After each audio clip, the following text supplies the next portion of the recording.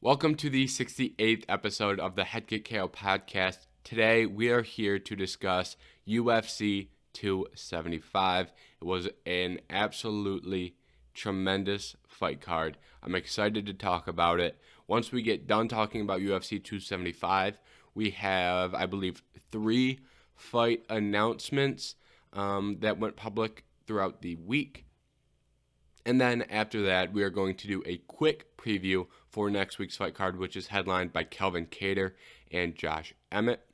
And this is probably going to be a long episode, so buckle in because there is a lot to talk about. And with that, we are going to start right at the headline of Yuri Prahashka versus Glover Teixeira. Now, if you didn't watch this fight was an all-time great fight.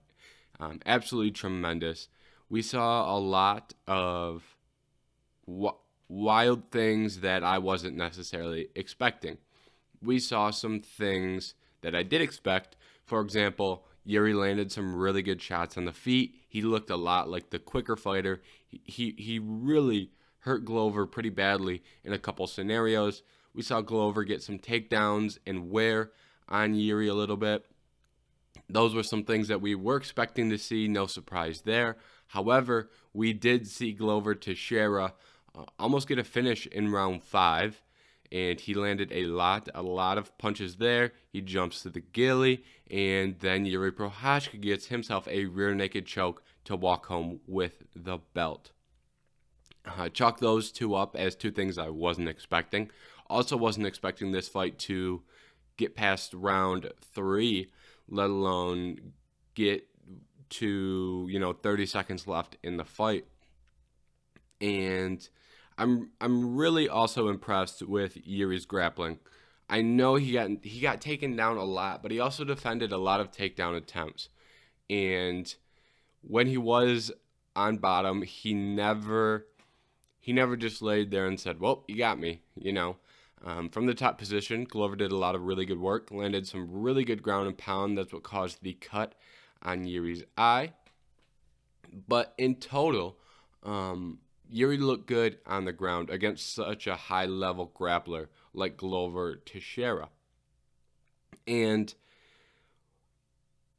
in this fight itself, Yuri really won this fight because of that rear naked choke in round 5.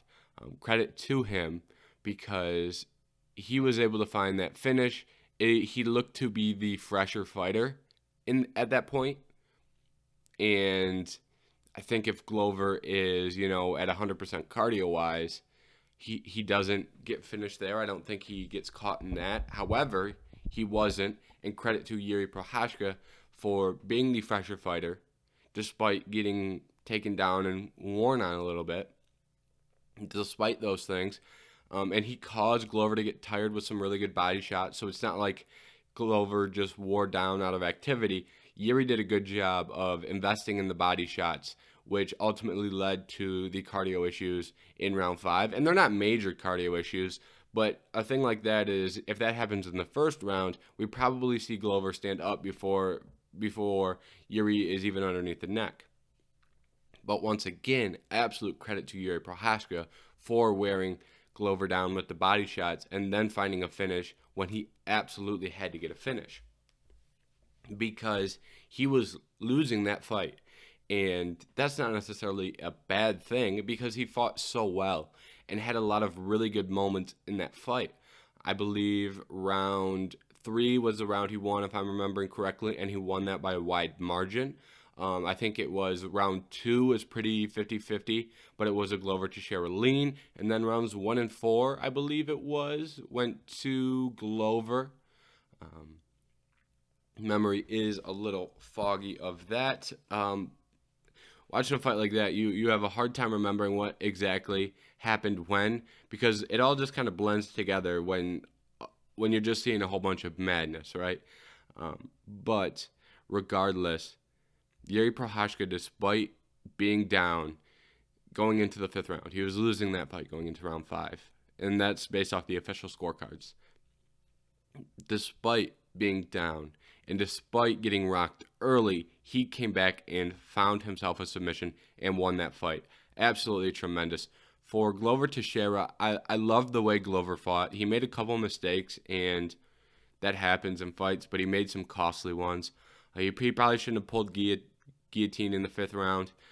Just keep pouring on the punches, and if you are looking to get it to the ground there, I understand why, but I'm not sure that the guillotine was the best option, because when you go for that guillotine, if you don't get it, you are most likely on your back, and then that's where the problems came from. I don't like being in a dominant position, and that dominant position is having your opponent hurt on the feet. If you have your opponent hurt on the feet, you are you have the advantage if you have the guy hurt. But then from going from that to being flat on your back is a very bad position to position. And I know that Yuri was able to defend the guillotine, and that he's the reason that he was on top, because he defended so well. However, Glover could have not put himself in that situation. It almost felt like a Hail Mary guillotine attempt when he didn't need a Hail Mary. He was winning by 7 points, and he threw a Hail Mary, and it got interception. It was intercepted, and it got took back the other way, is essentially what happened. And even in that position, Glover could have went for double underhooks and tried to control some position up against the fence if he wanted to end the striking exchanges. He could have shot for a single leg takedown. There were things that he could have done that I would have rather seen there. But at the end of the day, for the most part, Glover fought a tremendous fight. However, he made a handful of mistakes, not even a handful, 1 or 2, and we saw Yuri Prahashka capitalize off of those mistakes. And there's guys out there who would not have capitalized in those positions, right? You have to be skilled enough to notice those mistakes your opponent is making in real time and capitalize on them. And Yuri did exactly that, and that's why he won this fight. Another major factor here for anyone that did not watch was the speed of Yuri Prochazka. Yuri Prochazka is incredibly fast at that light heavyweight division. At 205, I'm not sure that there is going to be a faster fighter. However, Glover isn't exactly the quickest light heavyweight either. So there was a big speed differential here that I think is important to keep in mind if these two ever fight again. I just really think that is something to keep your eye on, because it will be important.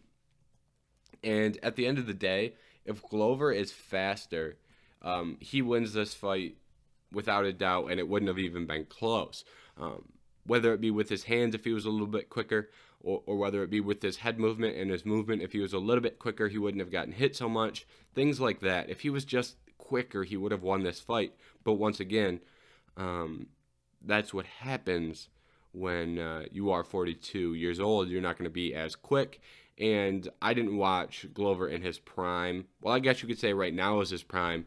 But when he was a little bit younger, that was before I was into the sport. He's 42. That was 10 years ago. 10 years ago, 7 years ago. I was 10 years old then. So, but at the time, I don't think Glover was ever the absolute quickest guy at light heavyweight. And I think that kind of hurt him here. But regardless, once again, Yuri Prahashka gets the credit for being the quicker of the two fighters. And in terms of what is next for these guys, I'm really leaning towards the rematch. I don't think it's ever a bad thing when you have an all-time great fight and you decide to run it back, right? That sometimes you get stinkers out of those, but I think it is worthy. And considering the scenario, we watched a great fight, and we watched Glover control a lot of that fight. And that is still a competitive second fight if these two fight again. I don't think there's a person in the world that'll tell you it won't be competitive.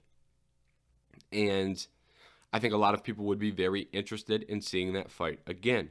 When you look at the opposing options, you have Jan Blachowicz, But I talked about this a couple weeks ago when he beat Alexander Rakic. It's really tough to give someone a title shot after they get beat in the fashion he got beat. Did Jan get an immediate rematch against Glover? No. However, he did not look great. Lost the first round and then got finished in the second round.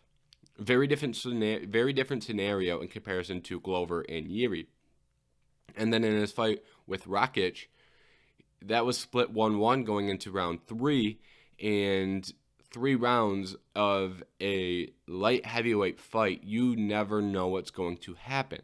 I mean, look at the fight we saw last night. You don't know what's going to happen in round 5. You don't know what's going to happen in round 4, you know. And I really like Rakic, and I thought he was. A lot of people really said that Jan was going to win that fight anyways, but I really liked Rakic going into round 3, and I liked the spot that he was in. Now, should I rewatch that and justify that, considering the fact that I'm on the opposite end of that? I probably should, but I haven't rewatched that yet. But like I said, I really feel like Rakic was in a good spot going into that third round before he got hurt. Anyways, we already talked about that once, but the other big option is obviously Magomed Ankalaev versus Anthony Smith. I believe Dana White said this week that was going to be a number 1 contenders bout. However, you know, when you see a fight like that, it kind of mixes up the landscape of things, you know. When you see an all-time great fight, that'll put a kink in your plans right away. We also haven't seen that Ankalaev and Smith fight yet. If Magomed Ankalaev goes out there and knocks out Anthony Smith in round 1, give him the title shot, right? If Anthony Smith, you know, same for Anthony Smith. I think if one of these guys, in Anthony Smith and Magomed Ankalaev, really makes a statement, you can give them the title shot. But right now, I think the path of Yuri Prahashka versus Glover Teixeira 2 is probably the best option. I really do. And once we see that fight, like I said, we'll know more. But right now, Yuri versus Glover is the fight to make. And at the end of the day, these two are going to have to take time off. These two aren't fighting again in 3 months, right? These two are probably going to fight in 6 to 8 months, would be my guess.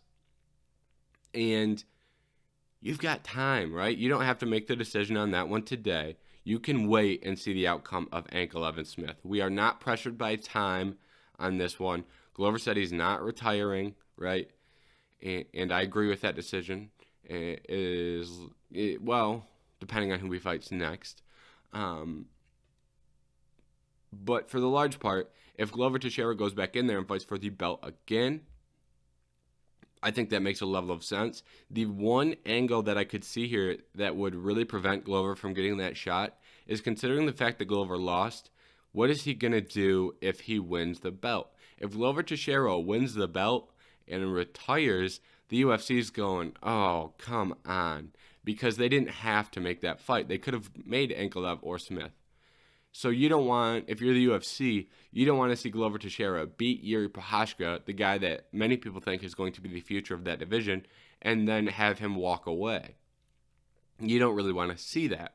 So maybe there'll be some internal talk between the UFC and Glover. Hey, if you win this fight, will you fight again?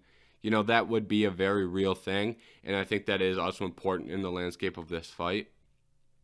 But like I said, there isn't really much reason to talk in too much in depth about this now, because we don't know what happened in Magomed Ankalaev versus Anthony Smith, and I'm not exactly sure that Jan Blachowicz is the best option. I will say Jan Blachowicz versus Glover Teixeira would make sense if they decide to go Magomed Ankalaev versus Anthony Smith. I wouldn't want to see Glover Teixeira really fight anyone else.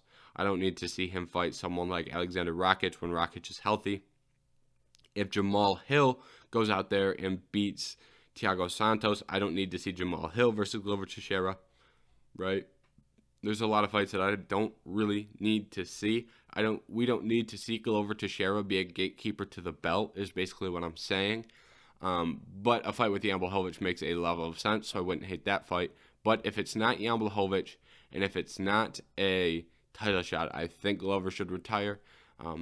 You got the belt. I'm not sure there's much left for you to do. in this sport. You did the thing you wanted to do. You can get out, right? Well, you're still in a good spot. And we'll talk a little bit about that more because Joanna did retire. So I'll talk a little bit about my opinion on her retirement as well. It's all positive, right? I don't have a negative opinion about her retirement. The way I phrased that didn't sound great.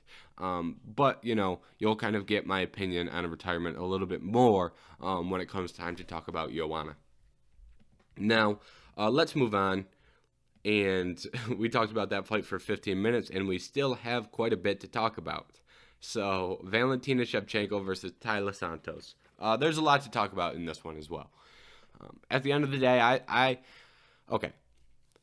If you have watched this podcast before, I have been very open about saying, hey, if it's a close fight, I don't care. I'm not going to sit here and complain about judging if it's a close fight. It can go either way. That's judging. I have taken that stance for so long. I mean, probably a year I've been on that stance. And I moved away from it a little bit when Holly Holm lost to Ketlen Vieira. And I'm moving away from it even further with this one. I really do believe that Taila Santos won this fight. I do not think Valentina Shevchenko won that fight.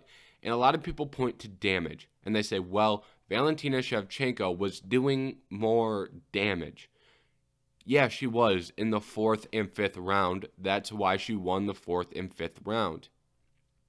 I mean, the broken orbital of Taila Santos came off the back of an accidental headbutt. You don't get credit for an accidental headbutt. It's just you shouldn't get credit for that damage. If you kick someone in the nuts and then their gas tank goes out the window, you don't get credit for damage for that. It's just not the way the sport works. And if you're looking at rounds 1, 2, and 3, those are the 3 rounds that are really I don't want to say swing rounds because Santos clearly won some of those rounds, but those are the rounds that you need to make a case for Taila Santos winning because those are the rounds, she did not win rounds 4 or 5. But if you look at round 1, you know what? We can really group a lot of these rounds in together because they're very similar rounds. Did Taila Santos do a bunch of work from the top, right? Did she cause a bunch of damage from the top? No, she didn't cause a bunch of damage, but I would argue that Valentina Shevchenko did not do as much damage either. I mean, Valentina Shevchenko was not very active. And we have to ask did Valentina Shevchenko win the striking exchanges when they were on the feet? Yes. But Taila Santos won every single grappling exchange in those rounds. Well, I shouldn't say every single, but she won the majority of those grappling exchanges. And you have to have value in holding your opponent down for 2 minutes or 3 minutes. And that's my opinion, especially when you look at Valentina was not doing a ridiculous amount of damage in those early rounds. Did she do damage? Yes, but I feel like the majority of her damage came in rounds 4 and rounds 5. And once again, I said the same thing with Ketlen Vieira, and I'm saying the same thing now for Valentina Shevchenko. You just cannot let your opponent control you in that fashion, right? You absolutely cannot let someone hold you against the fence for 3 minutes. In Shevchenko's case, you absolutely cannot let someone hold you down and get to your back for a significant amount of time. You just can't do that. And I feel like I feel like judging, a lot of things, it's a very common analogy that the pendulum swings in each direction and then it'll balance in the middle. For a very long time, we saw people get rewarded for takedowns that they didn't really do much with, or takedowns that weren't that impactful. And we saw them being overvalued for a long period of time. And now it has swung in the opposite direction, where judges are giving almost no value to a takedown. And a lot of people really defend that just because they don't like grappling. They want to see people stand and strike, so when the judges stop rewarding grappling, they're A-okay with that because they don't like grappling. And at some point, we're going to find a sweet spot in the middle where we stop seeing the grappling get undervalued, because right now I feel like it's being undervalued. Do I think you should always win a round if you have 2 to 3 minutes of ground control? Absolutely not, right? I'm not saying that you should always win a round with 2 to 3 minutes of ground control. Don't get that confused as to what I'm saying. What I'm saying is Valentina did not, do incredible amounts of damage in the other periods during those first 3 rounds, right? Valentina, it's not like she, kicked Santos in the head, had Santos do the chicken dance, and then Santos got a takedown and had 3 minutes of ground control. That's not what happened. The striking exchanges were a lot more competitive, and I think if Valentina Shevchenko would have thrown more, it wouldn't even be a discussion. She was being very effective with her strikes. She was landing at a high clip, at a high percentage. And the strikes that she was landing was doing damage, but I don't think she landed enough. I think she relied a little bit too much on the counter-striking. I love counter-striking. It's great to have that in the bag, but you cannot just stand there and go, okay, I'm going to counter-strike you. That's what happened in Israel Adesanya and Yoel Romero. As he said, all right, Yoel, I'm going to counter-strike you. And then Yoel was like, you're not going to counter-strike me. I'll just stand here. So, and Santos isn't a high-output fighter herself, right? So a little bit of blame does fall on Santos for not exchanging early in those positions either, because if Santos could have found an advantage on the feet and then taken her down, we wouldn't have had this discussion. But when you're looking at that fight, Santos had Valentina in some very bad positions. It's not like she was sitting in full guard for the entirety of the time. I know there were times where she spent a lot of time in full guard, not really landing a lot. But there's also times in those rounds where she's got Valentina in a deep, deep rear naked choke. There were times in that fight I was very worried about Valentina getting finished.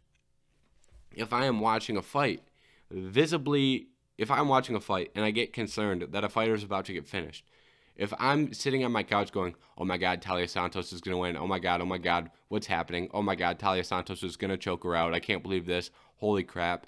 If I'm doing that, that should be rewarded on the judge's scorecard. If you are, I know people say that, it's a failed submission attempt if you don't get it. But I still think you should credit the submission. It's not like Glover Teixeira jumping guillotine and ending up on his back. Taila Santos has hooks in. She's in a back, but she's backpacked, and she is absolutely just nearly getting a finish repeatedly. Now, this rant I just went on. I haven't rewatched the fight yet. Once I rewatch the fight, my opinion may change, but as of right now, I really believe that Taila Santos won that fight. And additionally, this is coming from someone who is a Valentina fan. I like Valentina. I love watching Valentina fight, right? I have nothing against Valentina. It's not like I dislike Valentina and I'm sitting here going, oh my God, I hate Valentina. I hope Santos knocks her out. No, I have done nothing but give Valentina Shevchenko her flowers up to this episode. I've always spoke highly of Valentina. I think she's an incredible fighter. But at the same time, you can be an incredible fighter and lose a fight. I mean, George St. Pierre is the best fighter of all time, and he probably should have lost that fight to Johnny Hendricks, right? Now, I'm not any lower on Valentina after this, right? If you're just looking at that division and you go, okay, who's going to be able to repeat that type of grappling success against Valentina Shevchenko? Is it going to be out of the fighters she hasn't fought, right? Lauren Murphy wasn't able to do it. Jessica Andrade wasn't able to do it. Caitlin Chookagian, that's not her style of fight. Jennifer Maia won one round doing it. But is it going to be Alexa Grasso? Is she going to be the one to do it? Is Manon Fior going to be the one to do it? I don't really see anyone in this division still that has a better chance at beating Shevchenko than Taila Santos. Now, in terms of what is next for both of these women, I think we need a rematch. Not only, even if you believe wholeheartedly that Valentina won that fight, I'm not going to argue with you on that standpoint. But what I will say is that regardless, That has been the most competitive Valentina Shevchenko fight that we've seen since probably her fights against Amanda Nunes, right? We haven't seen a fighter be more competitive than Taila Santos. And what do you want to do, right? Do you want to just have this one tossed to the side and have Valentina beat the absolute crap out of someone who isn't good enough to beat her? Or would you rather just see her in there again with someone who we know is going to make it a fight? Taila Santos proved that she can make this a fight. Now, the alternative option would be Valentina Shevchenko going up to 135 pounds to take on Julia Pena if Pena beats Amanda Nunes. I'm no longer that high on that, right? The thing that makes being a double champ so special is that you are so dominant in one weight class that you had to jump to the next to find competition. That's what makes it so special. We found the competition. Go out there and firmly beat the competition. And I think from a promotional standpoint and a hype standpoint, it makes more sense to go out there and do those things after an incredible performance, right? When you look at Conor McGregor going up to fight Eddie Alvarez, he did it after his fights with Nate Diaz, right? When you look at Israel Adesanya going up to fight Jan Blachowicz, that fight was probably the least hyped up double champ fight that we've had in the history of double champs. Well, at least on the men's side. I don't exactly know in terms of Amanda and some of her fights, but I'd have to look back at the resumes and figure out who exactly she beat when. But I believe it was Cyborg, so that was probably more hyped.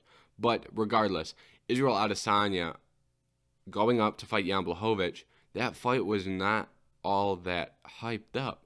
That fight was, fans loved it, right? I loved it. You know, my MMA fans, my friends that are MMA fans, good Lord, had a tough time getting that sentence out. But my friends that are MMA fans loved that fight. The hardcore fans loved that fight. But when you have a double champ, if you're going up for a second belt, it needs to be a big spectacle, right? It's not a toss away thing. It's history. So, you know, it's just in my opinion, Valentina, go out there and have a spectacular performance against somebody and then go to 135. It's the same reason that I said Francis Ngannou needs to knock somebody out before he goes to box, right? You don't want to go to box somebody after you out-wrestle somebody and get a decision win. And that's just my opinion on that. Now, on a more positive note, we have Weili Zhang versus Joanna Jedrzejczyk. This was also a very incredible fight. Well, it lasted. It was an all-time great fight the first time. The second fight was going tremendous, and then Weili Zhang lands a spinning back fist that puts Joanna out. And an absolute tremendous knockout by Weili Zhang. And she is definitely going to fight for the belt next. I don't think there's any doubt of that right now, because it's not going back to Rose. You know, do you give it to Marina Rodriguez? I think you could make a case for that, but ultimately, I think off the back of a spinning back fist knockout of Joanna Jedrzejczyk, you prove to a lot of people that, hey, I'm really, really good. And as far as Weili's career goes, you can make a case she won that second fight against Rose. That's one of those where I'm a little bit on the side of you can score it either way. But you can make a case for Weili beating Rose. I think I scored it a tie the first time. I don't really remember. I believe I scored it a tie. I think I gave someone a 10-8. I'd have to rewatch it. I'm not as high on giving people 10-8s anymore. For like 3 months, I was very high on 10-8 rounds, and then I kind of wore off them. But I think Whaley's in a great spot in her career. When she was the champion, I was under the assumption that she was going to be the champion for a very long time in that weight class. I love the skills that she has. Her striking, her power, her physical strength, her speed, her grappling. She's a very complete fighter. And sometimes we see fighters who are very well-rounded but don't excel in any certain area. However, Whaley is one of the fighters that does excel on the feet, but also has a very, very deep bag of grappling that she can go to when needed. And I really think that she's going to absolutely demolish Carla Esparza. I don't imagine, with Whaley's wrestling, I don't imagine that she's afraid of getting taken down, and I think Carla will have a hard time taking her down. I think that Whaley is going to be physically strong enough that that will be in her advantage when she's defending takedowns, and I think Carla will have a much harder time defending those takedowns, and I think Whaley will be able to land some powerful shots and put Carla out. That's my opinion right now, but I am very high on Whaley and her future. For Joanna, she no longer has a future in this sport in terms of fighting, but that is okay because she had a tremendous career. I love Joanna Jedrzejczyk. She is probably one of my favorite female fighters. She had a tremendous career. She is a pioneer of women's MMA. She is one of the best strikers of all time. I can go on and on singing Joanna Jedrzejczyk's praises. She has done so much for this sport, whether it be, I believe she had 6 title defenses, and Valentina just broke the record. And I think Valentina has 7 or 8 now. So, and she broke Rousey's record. So, Joanna Jedrzejczyk is 3rd or 4th all time in female title defenses. Joanna Jedrzejczyk had an absolutely tremendous career, and I think she picked a great time to go out. Because what's the point, right? You were the champion. You defended it. I know you want that belt back. Of course she wants to be the champion. You can ask anybody, hey, do you want to be the champion? They're going to say yes. But realistically, after you lose to Whaley for the second time, that match is kind of out now, right? She's got the history with Rose where I imagine they could have booked that fight, but, you know, I think she was put in a really good position, right? Joanna was put in a position where if I win, I get to fight for the belt. If I lose, I have to make that climb back up again. It's not going to be a far climb, but the UFC is only going to go so far continuously giving these veterans these opportunities, right, in that weight class. There are a lot of very talented women that look very good, whether it be Marina Rodriguez or Mackenzie Dern. That division is the strongest female division probably, and there's no reason to continuously go out there and really just get stuck in that rut of being ranked, the number 1 contender to the number, 4 fighter in the world. She can continue to fight and she can continue to beat people, but you've completed your goal and you're 35 and you have what sounds to be a lot of opportunities outside of the sport. Go explore those opportunities. There's no reason to stay in the octagon longer than needed. Would I love to watch Joanna Jedrzejczyk fight again? Of course I would. Of course I'd love to see her fight Rose. I'd love that fight. Would I like to see her fight Marina Rodriguez? Yes, that'd be a great fight. But there's no reason to at this point. So I really agree with her decision to retire. I don't like fighters staying in the sport too long and seeing them really go on a slide, right? She's only 35. She's probably got 2-3 more years left of very solid competition. But there's no reason to go through that. She's getting out at a good time. It's better to get out too early than to get out too late. So shout out to I almost said Rose, not Munoz. Shout out to Joanna Jedrzejczyk for an absolutely incredible career. She will be missed. Sounds like she's going to stick around in the sport and be involved, but just not fight. So this won't be the last time we see Joanna Jedrzejczyk. She's not going to disappear. She will be around. It sounds like she just won't be in the octagon.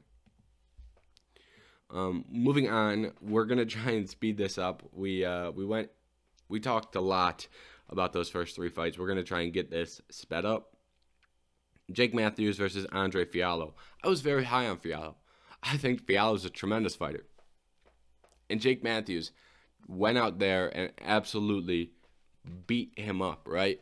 It wasn't very competitive. Jake Matthews looked tremendous. I can't say enough good things about Jake Matthews. His hand speed, his accuracy, his poise. That is the definition of a fighter just flowing, right? Jake Matthews was on point. That's just what happened.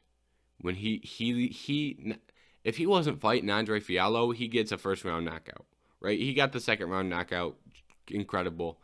But he's fighting a dude with a brick for a chin, and he had him stunned several times, and he eventually gets a spectacular knockout. I cannot say enough good things about Jake Matthews. I am so excited for what he can do in the future. When you look at what he's done as of late, right? As of late, we obviously know he got that win over Andre Fialo. Prior to that, he lost to Sean Brady. Sean Brady is someone that I and most people are very high on. There's no harm in losing to Sean Brady. It happens. It's a sport. From there, his win against Diego Sanchez, he looked very good in that fight as well. I'm excited to see what Jake Matthews can do. I say you give him ranked competition. I mean, he looked good enough to where, yeah, you could make the case he should fight someone that's unranked, and he really needs one more before he fights a ranked competitor again. But throw that out the window. He looked too good to play around and continue to fight unranked guys. He looked good enough to fight ranked guys. Give him a ranked guy. Right now you have Shavkat Rakhmonov at 15. He is booked to fight Neil Magny. Michel Pereira, Jake Matthews versus Michel Pereira sounds like some fun. I imagine they're going to give Pereira someone ahead of him in the rankings. I don't think Pereira is going to fight someone who's unranked, but that fight sounds like a lot of fun. Jeff Neal's another really good entry to those rankings. So Pereira and Jeff Neal, 2 fights I'd like to see for Jake Matthews. Jack Della Maddalena, he went out there against Razam Emeev, and the question was, can he stop a takedown? He stopped some takedowns and landed one shot directly on the liver, puts out Razam Emeev. And in all honesty, Jake Matthews probably could have got it done a little bit earlier, a little bit sooner. He missed on some counter shots that came from... He throws quick, he throws hard, he throws accurate, and he just missed on a couple of shots that would have put Emeev out violently, I believe. But he got that. He still got the knockout in round 1. I'm very high on Jack Della Maddalena. He answered some questions about some takedown defense. And, there's still some questions about Jack Della Maddalena. I'm not saying he's, a future world champion yet. He's still got a handful of questions to answer. But Jack Della Maddalena is going to be in the sport for a while. I'm very high on him. I'm excited to see what he can continue to do. I imagine we see a slight step up in competition, but we won't see him facing anyone too tremendous, I believe. Now, Joshua Culibao it was, versus Sang Woo Choi. This was a tremendous fight. This wins fight of the night on a lot of cards. But they, when you're on the same card as Glover Teixeira and Yuri Prahashka, you lose your $50,000, unfortunately, for these two. But they absolutely went to war. Credit to both of them. Joshua Culibao landed a lot of shots that would have put a lot of fighters out. Sang Woo Choi has he's got a ridiculous chin on him, right? The chin on that guy is ridiculous. Maybe it's not his chin. Maybe it's more recovery. That might be a better way to put it. He was getting rocked by some massive shots, and then 30 seconds later, every time Choi got hurt, he would just throw 150 hooks right back at him, right? He'd just throw relentless shots right back at him. So, great fight by Joshua Culibao, and Seung Woo Choi is an absolute warrior. Now, the next fight that we're going to talk about is Mashate and Steve Garcia. If you didn't see the highlight of what happened in this fight, go watch it. Mashate landed a short counter hook, right? He didn't extend super far like this. You know, it was a real short counter hook. And he absolutely put the lights out on Steve Garcia. There isn't much more to say. You know, I don't really know if Mashate is going to be an elite fighter at lightweights, but I do know that he has knockout power, and I will be interested in seeing him fight. And you want to know who he should fight? I'm not exactly sure that these two are in the same position in the rankings, right? And I know the guy I'm about to say has a fight booked, but Terrence McKinney versus this dude would be absolutely tremendous. I'm not sure that it's going to happen, but that would be a fun fight that I would love to see. Quick wrap up on the last four. Brendan Allen got a very close decision victory. Could you have scored it for Jacob Malkoun? Yes, but that one's a little bit one of those where I'm like, I'm not going to argue over the judging on this one. I don't really feel strongly either way. Brendan Allen, I feel like he underuses his striking a little bit. I think he's a better striker than he displays. He's got some really strong tools. Jacob Malkoun is a very good grappler. That one could have went either way. Very close fight. Kong Ho Kang versus Bantigrel Dana. Another very, very close fight. I was very surprised by how Ho Kang fought. That was one of the fights I was a little bit more confident in, that Dana was going to get a win. I liked some of his UFC experience. I thought he looked good in some previous fights, but Ho Kang really put it to him. So, shout out there. Silvana Gomez Suarez absolutely baptized Na Liang. Did not see that coming at all. However, it was tremendous to see. Jocelyn Edwards versus Ramona Pasquale. I'll be honest, this was the only fight I did not watch. The TV was not on yet. This is one of those where I look and I go, oh crap, the early prelims are starting right now, and then you get the TV loaded up, and then you're like, oh, I missed the first fight. So I'm not even going to bother talk about it. I missed the first fight. My bad. Sue me. Now let's quickly go through our fight announcements because I'm going to try and keep this episode short. I don't want it to go too long. First off, we had Askara versus Alex Perez. Was originally booked for July 15th. That fight got canceled. Askarov had to pull out for some reason.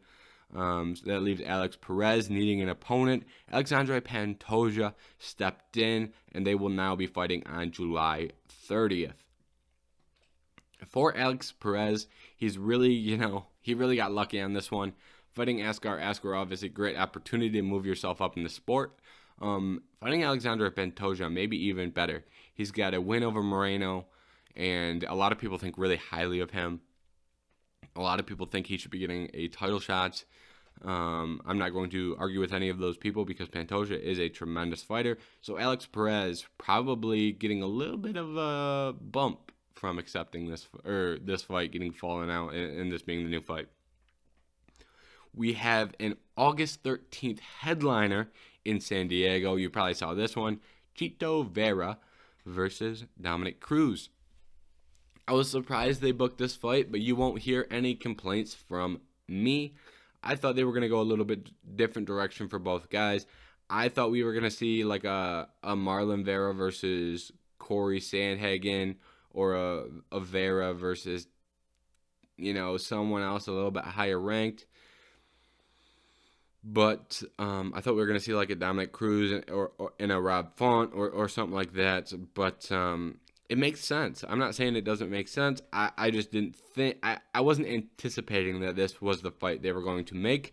But when you look at it and think, okay, does this make sense? Yeah, it makes sense. Poor Corey Sandhagen. Sandhagen was in line to fight either of these guys. And I believe now he may be fighting Merab. And I don't know about you guys, but if I were Corey Sandhagen and I was looking at the rankings, Merab might be the last guy I wanted to fight. He lost to his teammate Aljamain Sterling. Merab's probably the best grappler or second best grappler with Aljamain Sterling in this division. So that's a very, very bad stylistic matchup for Sandhagen. So poor Corey Sandhagen. And the last fight, if you watched the pay-per-view, you probably saw this. Kamaru Usman will be fighting Leon Edwards on August 20th. We all knew this was the fight. The question was, when are these two going to fight? We got our answer. It is August 20th. And let me see if I can...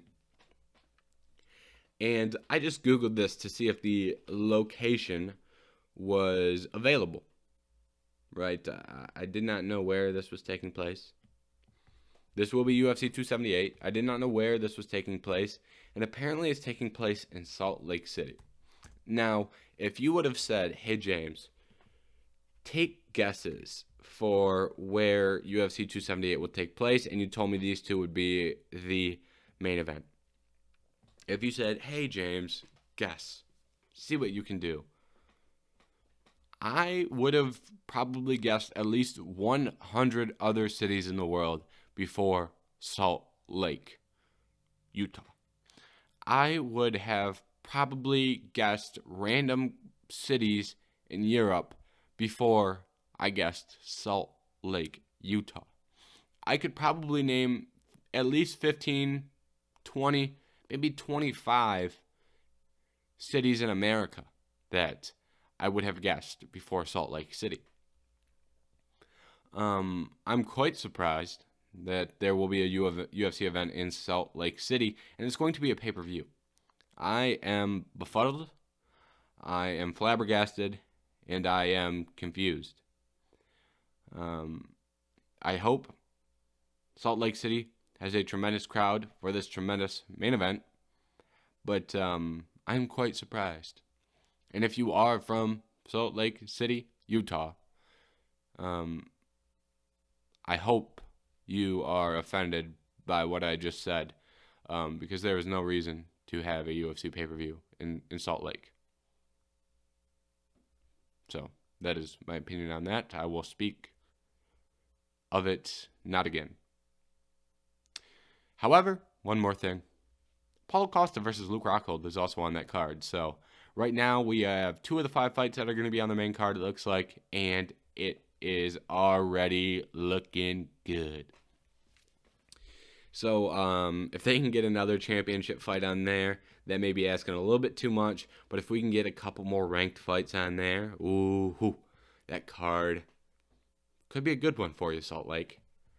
Wouldn't it be such a crazy thing if we had one of the best pay-per-views of all time and it took place in Salt Lake, Utah? That'd be actually ridiculous. Based off what we saw last night, I'm not sure anything will surprise me anymore, but that would be shocking. All right, let's stop burying Salt Lake, and let's talk about next week's fight card, which is headlined by Calvin Kattar versus Josh Emmett. This is an absolutely tremendous fight. I really believe this can be the fight of the year. Now, can I be wrong? I absolutely can be wrong. I was wrong a lot in my UFC 275 preview video, if you watched that. But I really like this fight. From a stylistic matchup, I think these two are going to go in there and just absolutely throw bombs. I really do. I'm very excited for this one. And in terms of a prediction, I'm pretty 50-50. I think this is, if you were to look at the betting lines, I don't know what they are, but I imagine it's, very, very, very even. And if it's not, it should be. I can see this fight going either way.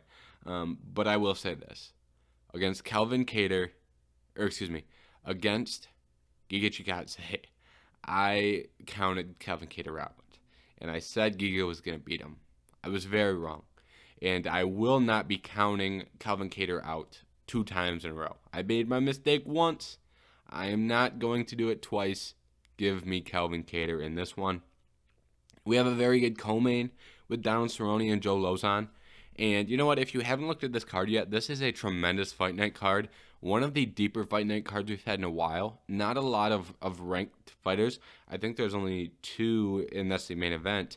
But there are a lot of big names, guys you know, name value, interesting fights. I think a lot of people will enjoy this fight card. As far as Donald Cerrone and Joe Lozon, this fight was supposed to happen a couple months ago. It fell through. Cerrone got sick during a weight cut, I believe it was, or after weigh-ins, or however that happened. I don't exactly remember. But I'm not particularly high on Donald Cerrone. He's burnt me in the past in terms of predictions. So I'm gonna go with Joe Lozon. I'm not really heavily swayed in either direction here. Kevin Holland versus Tim Means is an example of some tremendous matchmaking. If you're trying to book Kevin Holland, Tim Means is a great opponent for Kevin Holland. I really like Kevin Holland. I think the move down to 170 makes a lot of sense, and he looked good against Cowboy Oliveira. Now, can Kevin Holland go out there and lose this fight? He can. But I really like Kevin Holland, and I think he gets it done against Tim Means. I also think very highly of Tim Means. He's a veteran of the sport and a very tough guy. It's not going to be easy for Kevin Holland, but I think he gets it done. Joaquin Buckley versus Albert Durav. And a little fun fact of the day. We've gone off the rails a couple times on this podcast, so we might as well lean into it for this episode. Albert Durav, if you go to his Tapology page, well, if you go to anyone's Tapology page, most people's Tapology page is like a stock UFC photo, or it'll be like a picture from a fight, or them at a training camp or something like that. But if you look at Albert Durav's, it is him standing with sunglasses and a suit on next to a Mercedes. So that's your fun fact of the day. You probably don't care, but I told you anyways. But I'll take Joaquin Buckley in this fight. He seems to have turned it around a little bit since he lost to Alessio Di Cirio. I don't know how to say his name, so I just call him Alessio Di Cirio. I don't exactly like that guy. Anyways, Joaquin Buckley versus Albert Durav. Like I said, give me Joaquin Buckley. He's getting things on the right track, and I think he has some potential. I don't want to say he has a lot, but he is a very powerful guy that has a lot of power in his hands, and I think that will come in handy here. But his opponent is a pretty good grappler, so I could see Buckley losing this fight very easily, either by submission or by decision. But apparently nowadays, if you get taken down and controlled the whole round, if you land like 4 good strikes on the feet, you win the round. So that should help Buckley in this one. Moving on, we have Goran Kutelaba. He's fighting Desmir Ismagulov.